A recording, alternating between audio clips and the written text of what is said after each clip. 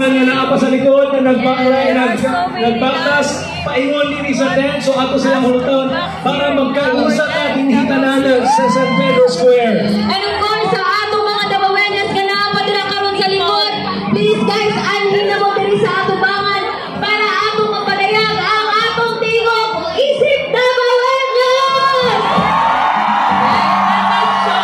Not just Davao, all of our live viewers, the entire Philippines, Luzon, Visayas, Mindanao, ipakita nato that we are brave, we are resilient, we are Dabawenyas, and we are not Dabawenyas for nothing. Amen! Alright, sa makausap pa, mabuhay One Davao! One Davao! Alright, that's the Dabawenyas spirit. Alright, now this is very emotional for all of us Dabawenyas right here. But if you guys are still within your own homes, adto na mo dali and be one with every Dabawenyas in showing and shouting what they want.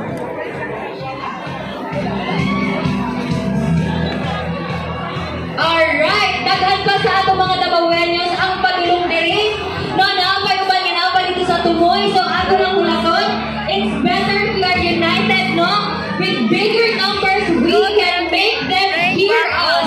So ato ulaton ang atong mga Dabawenyas na padulong pa diri karon sa San Pedro Square. Kailangan ipakita nato sa tibuok kalibutan na nagkahinusa ang tanang mga Dabawenyas.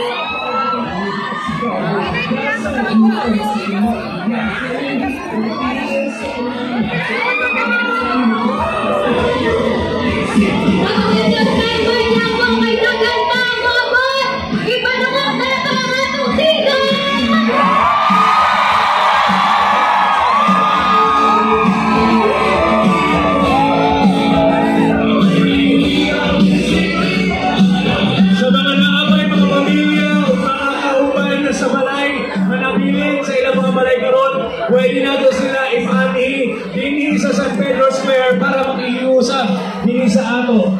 Alright, once again, hulaton lang gid nato ang atong mga Dabawenyas nga padulong pa karon diri. Ako man sa ilagi ka na nasiko pa sa buntag nagulat. Karon mapaambit ang ilang gusto madungog. So Dabawenyas, please just wait and let's be one as we face this trial. And again, Dabawenyas, sama sa among gihangyo kaganina, magdungan tatanan, mag-live, ipatrending nato worldwide. Kini nga selebrasyon, ipatrending nato, ipadumog nato ang atong mensahe sa tibuok kalibutan. Dungan tatanan, mag-live sa Facebook. Alright, mabuhay One Davao!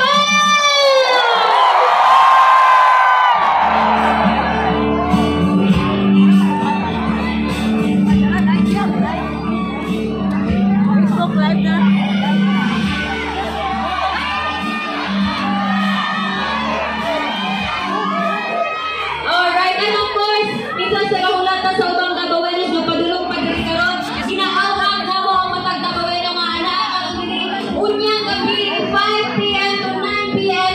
na live solidarity night diri gihapon sa San Pedro Square, wherein mag-ampong tayo at the same time we'll pray for peace and for unity here in Davao City and in the entire Philippines.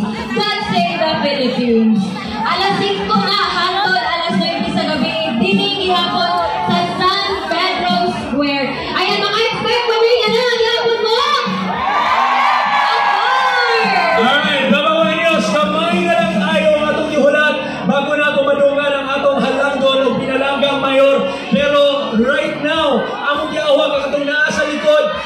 Halin mo din sa atubangan para makahiusa ang talang Dabawenyos din sa San Pedro Square. Naapay agad mga tao mga sa likod. Ubalin ninyo din eh. I agree. Mga Dabawenyos, matulog ba tao niya? What a great way to end this very impactful event. A solidarity walk, a peace rally to stand with our former president, our former mayor, the man who helped this Davao City